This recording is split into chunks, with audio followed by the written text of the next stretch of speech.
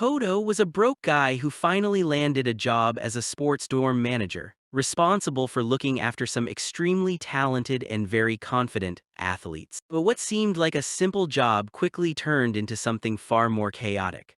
The story begins with Kodo rushing through the city, trying not to be late for his very first day at work. On his way, he suddenly notices a beautiful girl collapsing to her knees. Worried, he rushes over and asks if she's okay.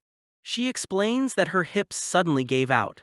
Acting on instinct, Kodo gently helps ease the pain using skills he didn't even realize were that effective. Before she can properly react or thank him, Kodo disappears into the crowd, leaving her confused and strangely flustered. It turns out this is Kodo's first time in the big city. He's only here because he was recently accepted into the prestigious Suwa Academy, a school famous for producing elite athletes who dominate national tournaments. Despite being surrounded by sports prodigies, Kodo himself has zero interest in athletics. All he cares about is keeping his new job and surviving financially. When he finally arrives, Kodo realizes he's been hired as the live-in caretaker of the girls' dormitory. The building looks rundown and he immediately starts questioning his life choices, but with no money and no options, he decides to push through. As he steps inside, the place feels oddly quiet. He calls out but no one answers. Assuming the dorm is empty, Kodo starts looking around until he accidentally opens the wrong door. Inside, he comes face to face with Aroma, who just stepped out of the shower.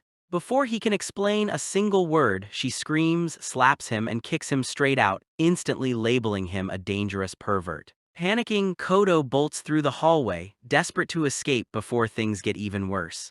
But his bad luck continues when he crashes straight into another stunning girl named Miyuki, sending both of them tumbling to the floor in the most awkward position imaginable. Before he can even react, Aroma catches up and completely misunderstands the scene, seeing him on top of Miyuki. She grabs a broom and sends Kodo flying across the hallway. After the chaos settles, Miyuki quickly explains the misunderstanding to Aroma, revealing that Kodo is actually the new caretaker of the dorm. She adds that the previous caretaker suddenly quit, which is why Kodo was hired in the first place, and tells Aroma she should at least show some gratitude. But Aroma flat out refuses, saying she'd rather die than thank him. Miyuki then turns to Kodo and asks him to introduce himself properly. Feeling embarrassed, Kodo explains that he's just a regular student trying to pay his bills, not the creepy troublemaker Aroma keeps accusing him of being. Miyuki apologizes for the misunderstanding and introduces herself as a student of Suwa Academy. When Kodo hears her last name, it instantly clicks. She's a member of the national volleyball team, even while still attending school. Kodo admits that he's always admired her and that he's a huge fan, which makes Miyuki blush a little. When it's Aroma's turn to introduce herself, she refuses completely. So Miyuki steps in and explains that Aroma is one of the academy's top basketball players, having already led the school to 3 national championships.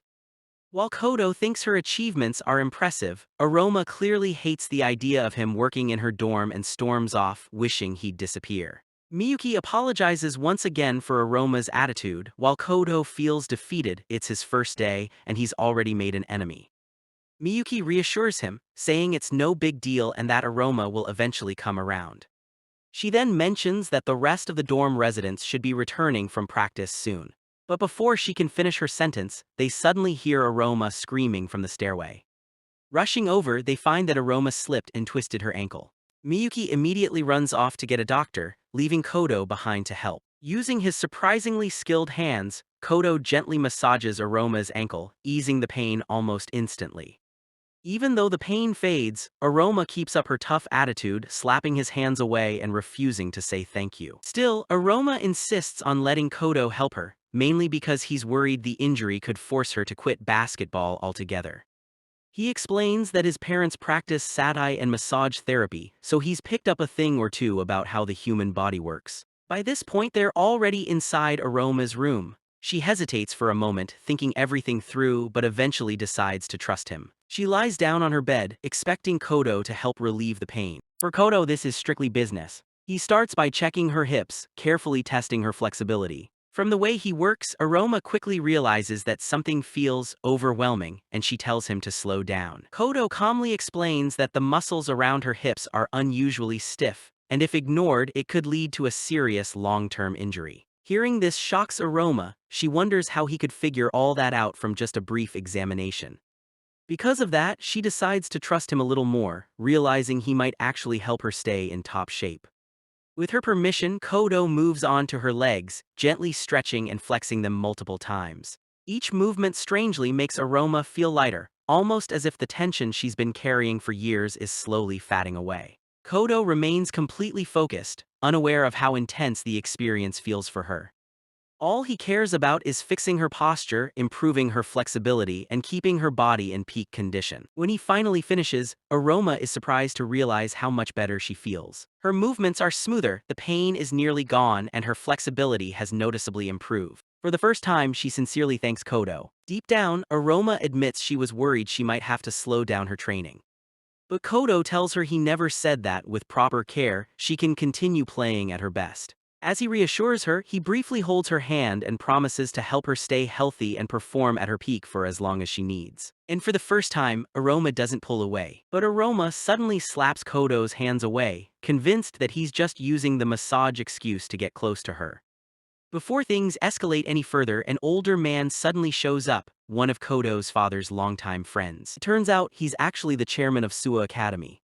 The chairman greets Kodo warmly, then gathers the girls and formally introduces him as the new caretaker of the dorm, telling them to treat him properly. Miyuki then steps in and introduces everyone one by one, starting with herself, followed by Aroma, then Izumi from the swim team, Ayaba from the soccer team, and finally Shio from the table tennis team.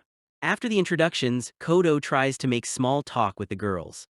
Unfortunately, their cold reactions and intimidating personalities completely overwhelm him, forcing him to quietly back away.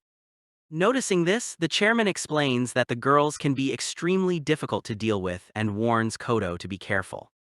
After all, the previous caretaker couldn't even last a single day. He then reminds Kodo of their agreement regarding the scholarship, making it clear that if Kodo quits this job, the offer will be immediately revoked.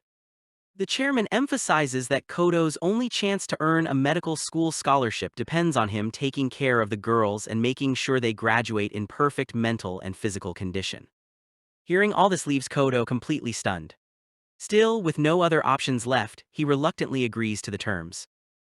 The next day, Kodo carefully studies his job description to understand exactly what's expected of him.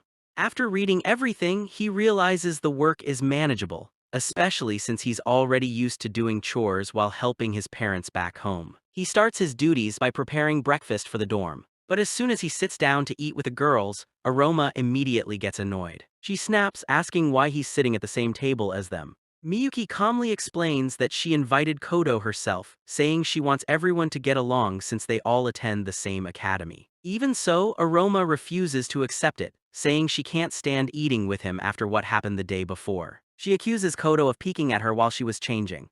Kodo quickly explains that it was a complete accident. Miyuki steps in again, trying to calm Aroma down and making it clear that Kodo never meant any harm, brushing off the incident as an unfortunate misunderstanding.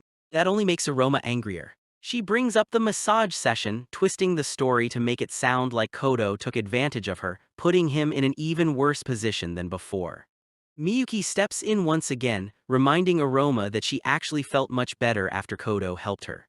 Kodo tells everyone that he's available whenever they need anything. But Aroma snaps at him again, loudly insisting that she still refuses to accept him working there. This time, Ayaba finally loses her patience. Annoyed by Aroma's constant shouting, she tells her to calm down and deal with it, pointing out that she's been the only one causing problems since morning. Around midday, Kodo moves on to his next task, doing the laundry, exactly as listed in his handbook. Before that, he had been washing dishes in the kitchen, where Miyuki joined him to help lighten the workload. While working together, Miyuki apologizes once more for Aroma's behavior. Kodo, still thinking about the argument earlier, asks if Aroma and Ayaba don't get along. Miyuki explains that the two have always clashed because they see each other as rivals.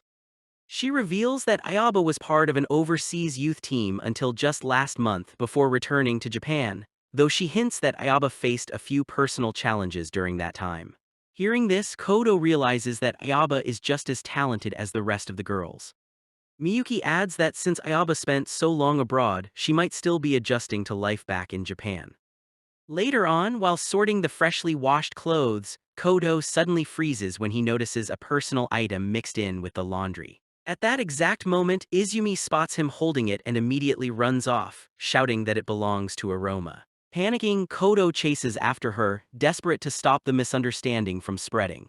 Unfortunately, she runs straight into Aroma, who instantly sees Kodo holding her belongings. As expected, Aroma jumps to conclusions, calling him a shameless and hopeless creep. Kodo retreats and continues cleaning the rest of the dorm. While working, he notices one room with a strange smell, as if it hasn't been cleaned in years.